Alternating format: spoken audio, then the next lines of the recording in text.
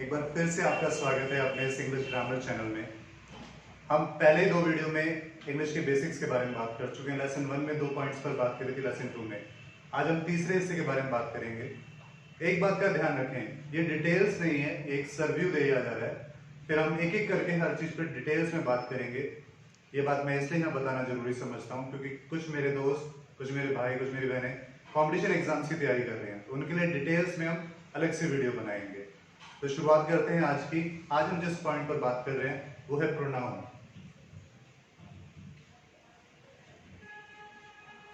हिंदी व्याकरण इसे सर्वनाम के नाम से जानती है।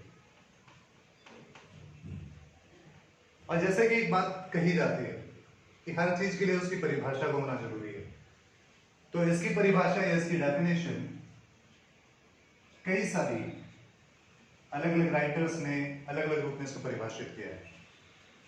मैं आपको एक सिंपल तरीका बताता हूं, याद रखिए। प्रो मीन्स प्रोफेशनल या इन प्लेस ऑफ। नाउन को नाउन रखिए। तो डेफिनेशन याद रखने का सबसे आसान तरीका, जो word in place of noun हो जाए वो प्रोनाउन होगा। मैं एक बार फिर कहना चाहूंगा, जो word in place of noun हो जाए वो प्रोनाउन होगा, या जिस वर्ड को प्रोफेशनली इस्तेमाल कर सके नाउन की जगह वो प्रोनाउन होगा। जैसे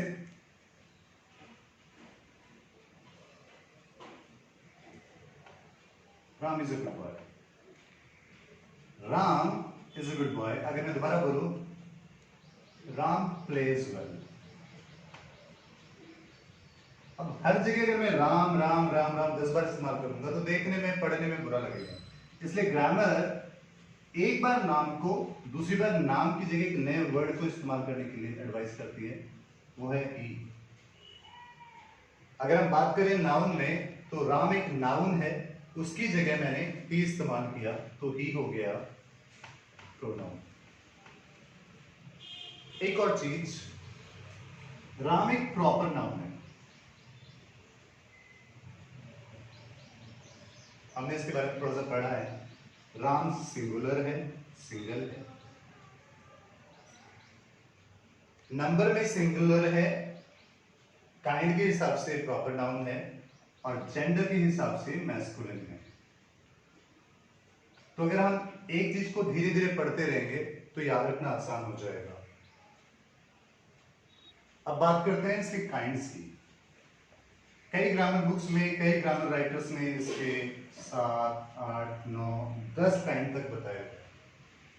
अलग अलग राइटर उसे अलग अलग ग्रुपों में रखते हैं। कई राइटर्स, कई ग्रामरियंस इसको 7, 8, 9 को भी ग्रुपिंग्स में बांट देते हैं। हम मेजरली उन मेजर जिनका इस्तेमाल सबसे ज्यादा होता है, जिनका यूटिलाइजेशन सबसे ज्यादा होता है, उसके बारे में बात करेंगे। तो सबसे पहले आता है पर्सनल प्रोनाउन। दूसरा है हमारे पास पर्सनल के बाद रिफ्लेक्सिव, फिर एम्फेटिक, उसके बाद डेमोन्स्ट्रेटिव,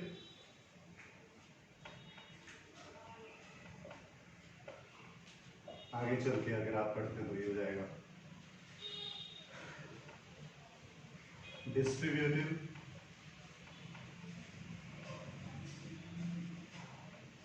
रेसिप्रोकल, इंटरोगेटिव,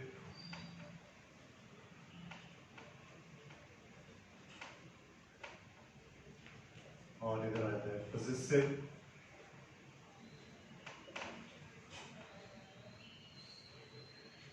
और भी इसके दो और काइंड्स हैं, इसके बारे में हम डिटेल में बाद में बात करेंगे। तो अभी हाल फिलहाल हम बात करने वाले हैं इनकी। तो सबसे पहले पर्सनल प्रोनाउन।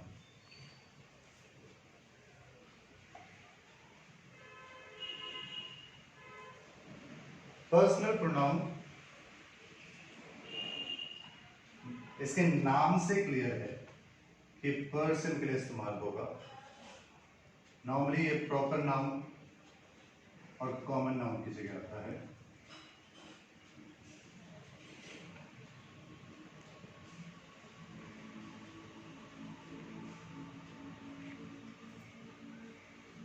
ये 3 स्टैंडर्ड में बटा हुआ है, 3 भागों में ऑलरेडी बटा हुआ है। First person, second person, third person. याद रखने का तरीका, फर्स्ट पर्सन वो जो बोल रहा है,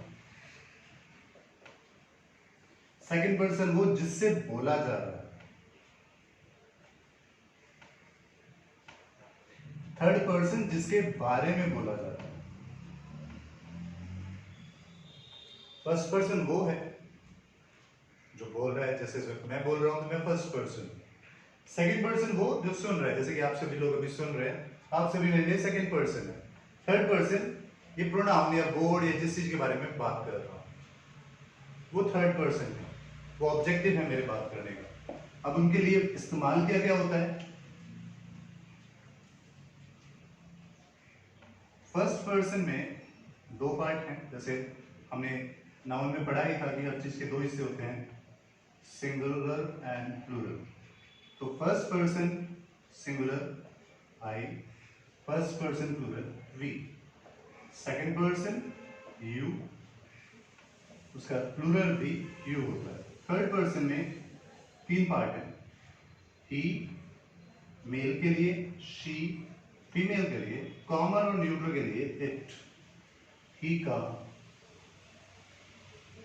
और इसका थर्ड पर्सन का प्लूरल होता है दे।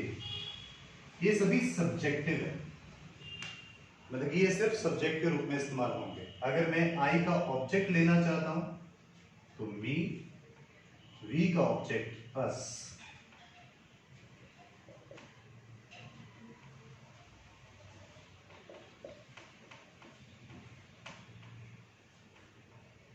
यू का ऑब्जेक्ट चाहे वो सिंगुलर हो या प्लूरल हो यू ही रहता है, ही का ऑब्जेक्ट हिम, शी का ऑब्जेक्ट हर, और इट का ऑब्जेक्ट इट ही होता है। दे का ऑब्जेक्ट बन जाता है then.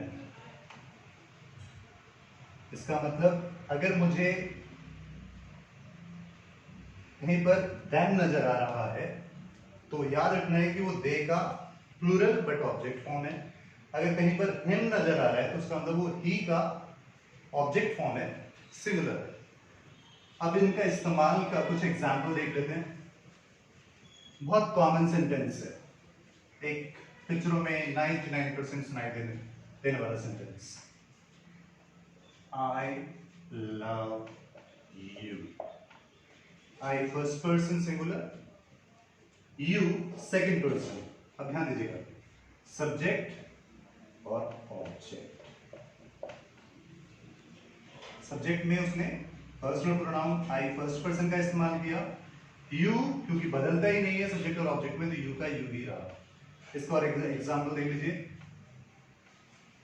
he went to meet her। he subject, her object.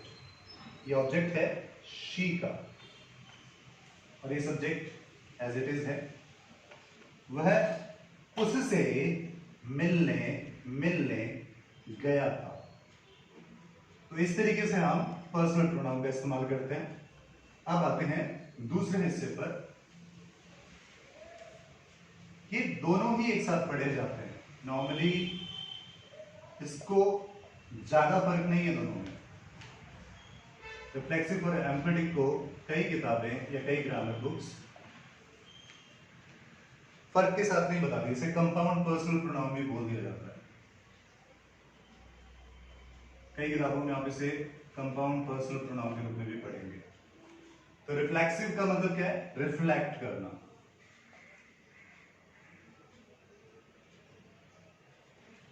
और एम्फेटिक का मतलब है एम्फसाइज करना, मतलब कि जो वर्ड एम्फसाइज करे वो एम्फेटिक, जो वर्ड रिफ्लेक्ट करे वो रिफ्लेक्सिव। चलिए इसका एग्जांपल देख लेते हैं। जैसे आई का है माई सेल्फ, ये एम्फेटिक भी माई सेल्फ रहेगा और रिफ्लेक्सिव भी माई सेल्फ रहेगा। वी का हर सेल्फ,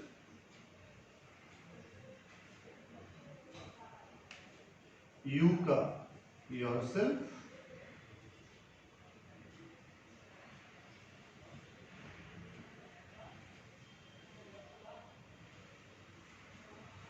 ही का, हिमसेल्फ, ये सभी सिंगुलर हैं, इनके प्लूरल में सेल्फ बदल जाएगा। वो सिंगुलर टू प्लूरल बनाने के सेशन में हम बात करेंगे। शी का herself,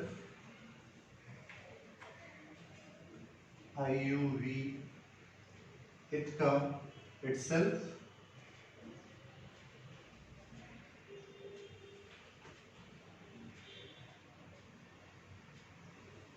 और they का themselves।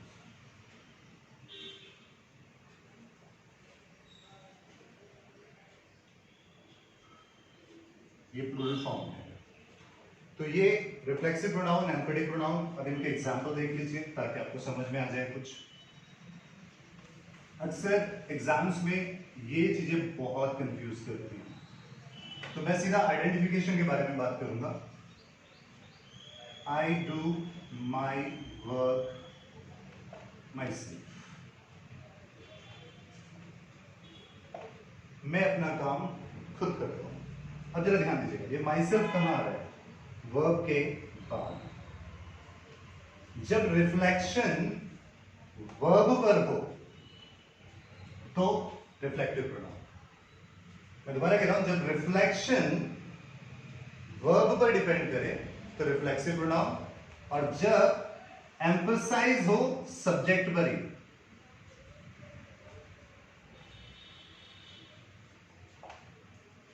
दोनों सेंटेंस सेम है, लेकिन मैंने जो रिप्लेसमेंट किया है वो माई सेल्फ का किया है।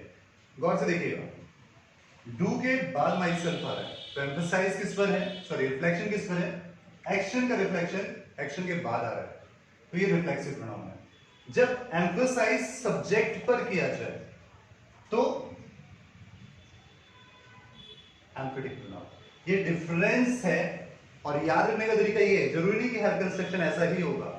आपको एक चीज याद रखनी है, आपको ये आइडेंटिफाई करना होगा, आपको ये समझना होगा कि वो एक्शन पर रिफ्लेक्शन कर रहा है या सब्जेक्ट पर एम्फसाइज कर रहा है। अगर वो सब्जेक्ट पर एम्फसाइज कर रहा है तो एम्फेटिक प्रोनाउन है, अगर वो रिफ्लेक्शन एक्शन पर कर रहा है तो रिफ्लेक्सिव प्रोनाउन है। चलिए अगले पार्ट की बात करते हैं। ये एक ऐसा पार्ट है जो नॉर्मली कंफ्यूज करता है।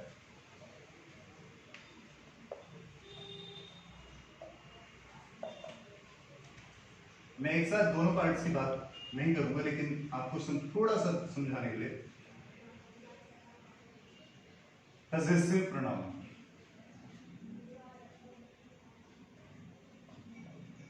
इसके अगले भाग में जब हम एडजेक्टिव में पढ़ेंगे तो वहां पर भी आएगा, और दोनों में बहुत माइन्यूट सा डिफरेंस है, बिल्कुल धागे के बराबर डिफरेंस है। अगर वो आपको याद रहेगा तो आपको दोनों चीजें बहुत आसानी से क्लियर हो जाएंगी। पजेसिव का मतलब पजेस करने से होता है, ओन करने से होता है। अगर आप समझे तो मेरा,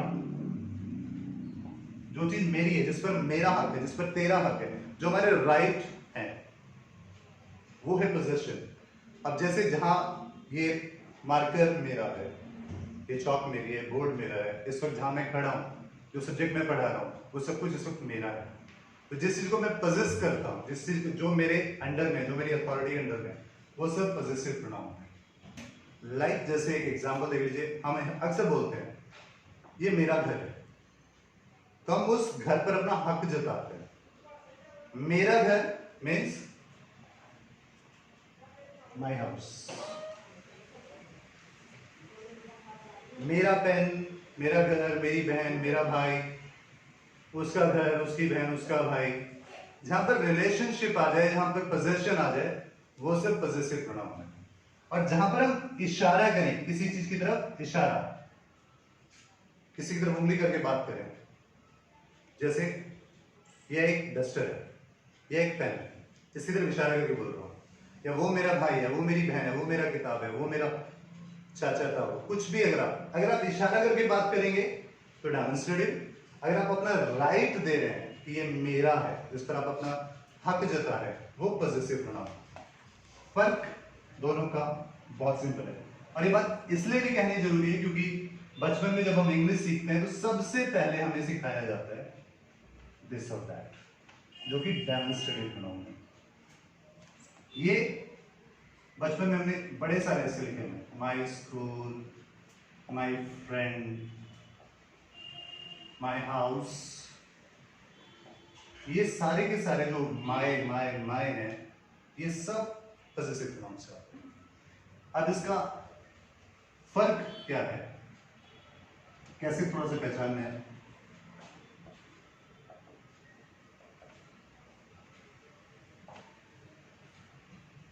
मैं जिस बात को लेकर बात कर रहा हूं, मैंने दोनों को इसीलिए साथ में लिया। This is my house. House noun है और माई प्रोनाउन है। अब ध्यान दीजिएगा एक बात पर, मैं दोबारा बोल रहा हूं, हाउस नाउन है, ये प्रोनाउन है। अगर किसी नाउन के साथ कोई प्रोनाउन आ जाए तो वो पॉसेसिव प्रोनाउन नहीं है, वो पॉसेसिव एडजेक्टिव होगा।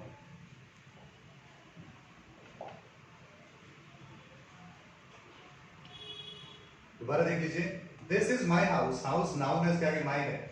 अगर किसी नाउन के साथ कोई प्रोनाउन आता है तो वो एडजेक्टिव बन जाएगा। इसका दूसरा एग्जांपल दिखा देता हूं। इसलिए यहां पर प्रोनाउन ये है, ना कि ये। और ये कौन सा प्रोनाउन है? Demonstrative pronoun. अब इसी को मैं बदल रहा हूं।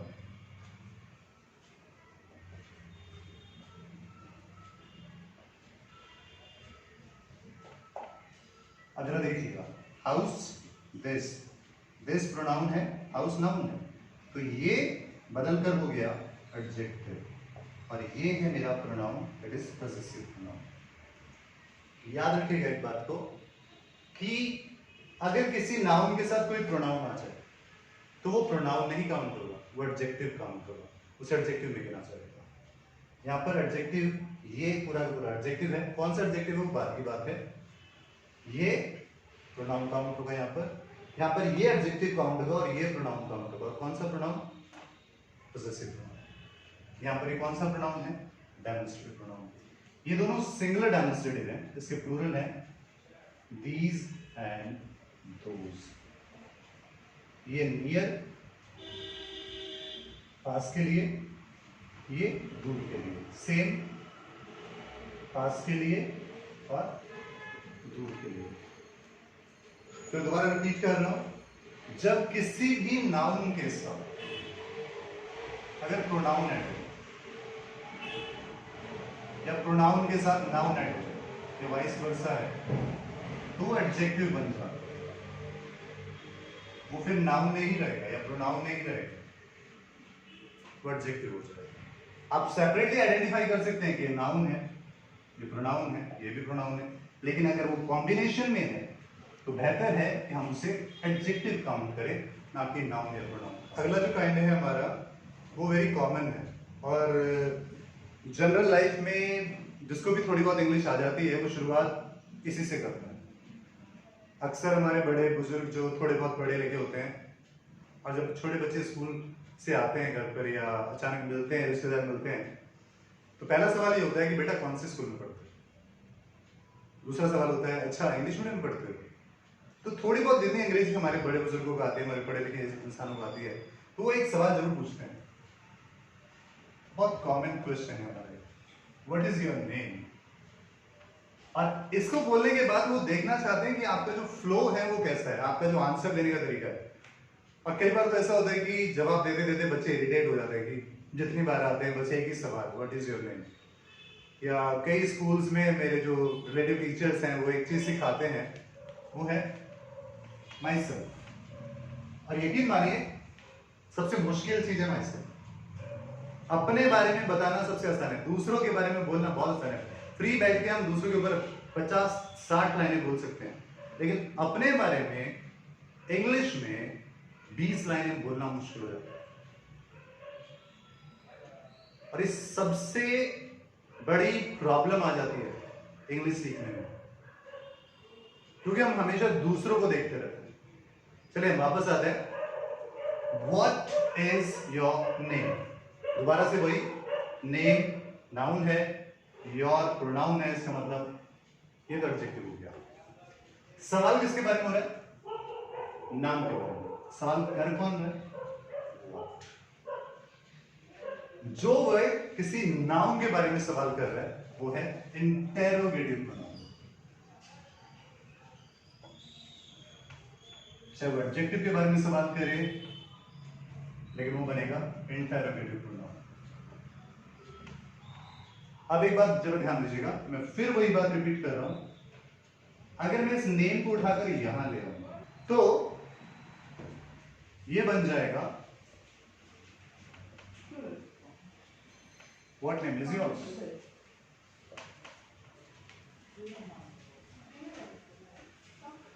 सेम वही चीज लेकिन यहां पर प्रोनाउन ये होगा, ये बन जाएगा इंटरोगेटिव एडजेक्टिव। तो याद रखिए किसी भी प्रोनाउन के साथ अगर नाउन जुड़ जाए तो वो एडजेक्टिव बन जाता है।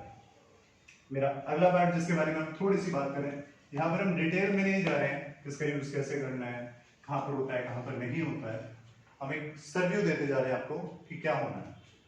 अगले दो जो हैं और एक को मैंने छोड़ दिया है, मैंने ड्रॉप किया है, दो को मैं ड्रॉप कर रहा हूं अभी, उसके बारे में थोड़ा सा बात करेंगे। डिस्ट्रीब्यूटिव, इंडेफिनिट, रेसिप्रोकल,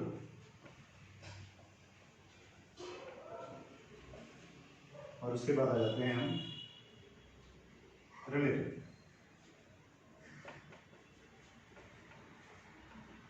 तो डिस्ट्रीब्यूटिव, इंडेफिनिट, इंडेफिनिट नाम से क्लियर है, जहां पर आप कुछ भी क्लियर नहीं बोल सकते। मैनी कितने पता नहीं, मच कितना पता नहीं। तो इस तरीके के words any, none,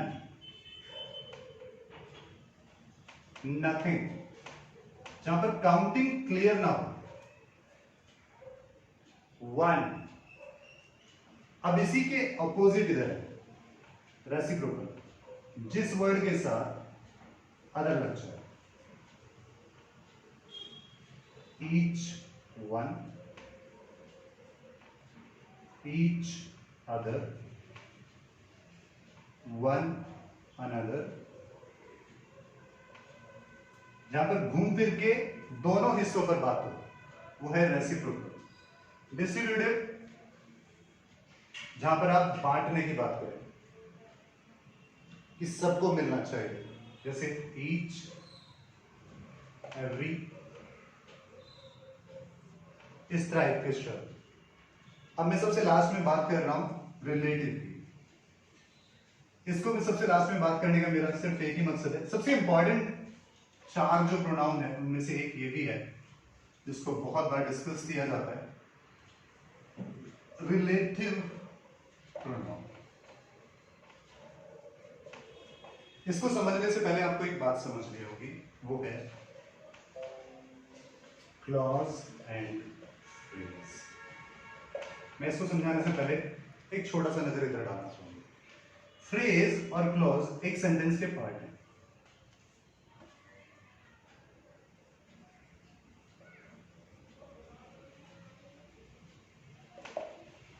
she went to market, वो बाजार गई। ये पूरा का पूरा एक सेंटेंस है। इसमें तीन हिस्से हैं, जो काम कर रहा है सब्जेक्ट, जो काम हुआ वर्ब, जो एक्शन जिस पर डिपेंड करता है ऑब्जेक्ट, जो एक्शन हुआ वो वर्ब। अब जरा ध्यान दीजिएगा, इस टू मार्केट का मीनिंग तो है लेकिन अपने आप में कंप्लीट मीनिंग नहीं है। तो वो वर्ड जो सेंटेंस का वो पार्ट जो मीनिंग तो रखे थोड़ा बहुत लेकिन कंप्लीट मीनिंग ना हो उसे फ्रेज बोलते हैं। अगर इसी सेंटेंस को हम दूसरे तरीके से देखें,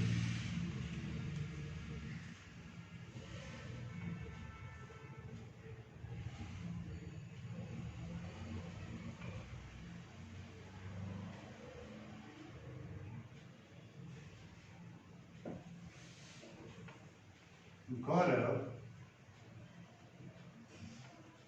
wore a t-shirt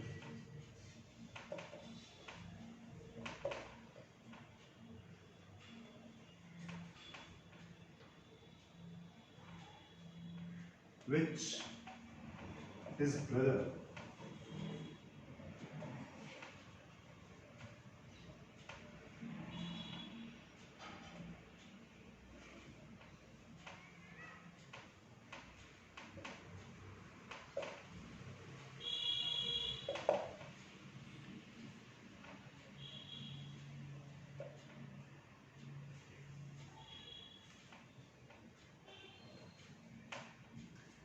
Gaurav wore a t-shirt which his brother gave him or had given him. अब जरा ध्यान दीजिएगा, एक ये सेंटेंस है Gaurav wore a shirt और दूसरा है his brother gave him. तो दो सेंटेंस अपने आप में कंप्लीट लिखा जाएगा. His brother gave him, लेकिन इसका कंप्लीट मीनिंग नहीं है. बेशक सेंटेंस है, सब्जेक्ट है, वर्ब है, ऑब्जेक्ट है.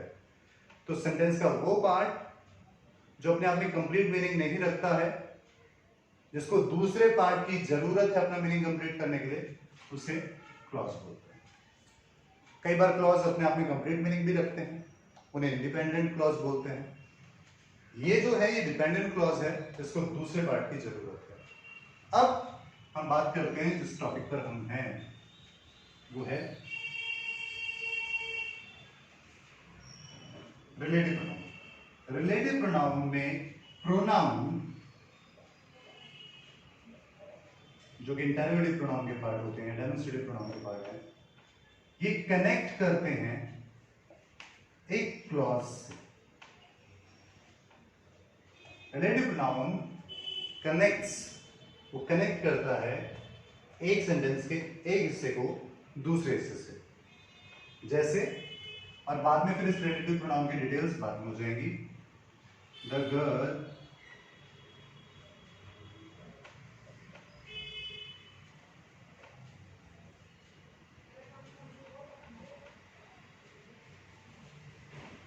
who was sitting next to me was my sister.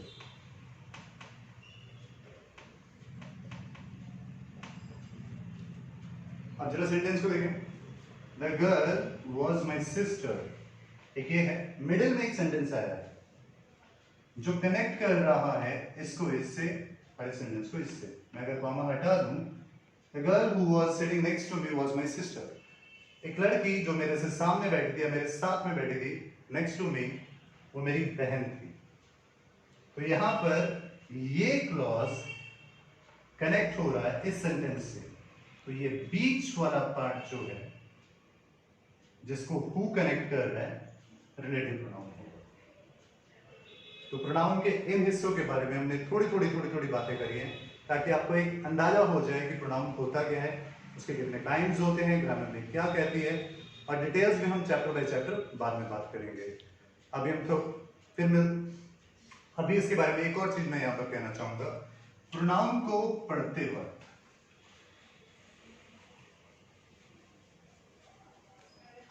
एक सवाल अक्सर बोला जाता है, एक बात अक्सर कही जाती है कि मुझे इंग्लिश नहीं आती, मुझे अंग्रेजी नहीं आती.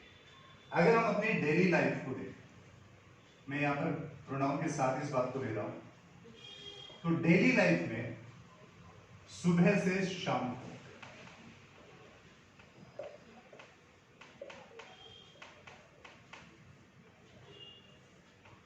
हम जितने वर्ड इस्तेमाल करते हैं, कभी आराम से बैठ के सोचिए या लिखिए, तो आप देखेंगे 50 to 60% हम इंग्लिश बोलते हैं. जैसे आप जिस जगह सोते हैं उसे बेड बोलते हैं, जिस चीज को ओढ़ते हैं उसे बेड शीट बोलते हैं, आप जिस चीज में पानी पीते हैं उसे ग्लास बोलते हैं, जब दांत साफ करते हैं तो जिसका इस्तेमाल करते हैं उसे ब्रश कहते हैं, आप जो लगाते हैं उसे पेस्ट कहते हैं, और so on. Breakfast, lunch, dinner, क्या बनाया, क्या खाया, स्लीपर पहन के गए, दरवाजा बंद करो, खिड़की, टीवी ऑन करो, न्यूज लगा दो, न्यूज, टीवी, ये सब छोटी छोटी जगहों में हम इंग्लिश बोलते हैं. अगर हम इन वर्ड्स को प्रोनाउंस के साथ इस्तेमाल करते हैं तो आपका सेंटेंस अपने आप से कंप्लीट हो जाएगा. जैसे एक छोटा सा एग्जाम्पल देके मैं आज इस वीडियो को फिनिश करूंगा, ताकि आप छोटी सी प्रैक्टिस करें, एक प्रैक्टिस वर्क करके देखें. जैसे बेड की बात कर लेते हैं, बेडशीट या ग्लास की बात कर लेते हैं. अब bed, I went to my bed, मैं अपने बिस्तर पर गया, या बेड से आसान आपको ले लेते हैं, room, I went to my room.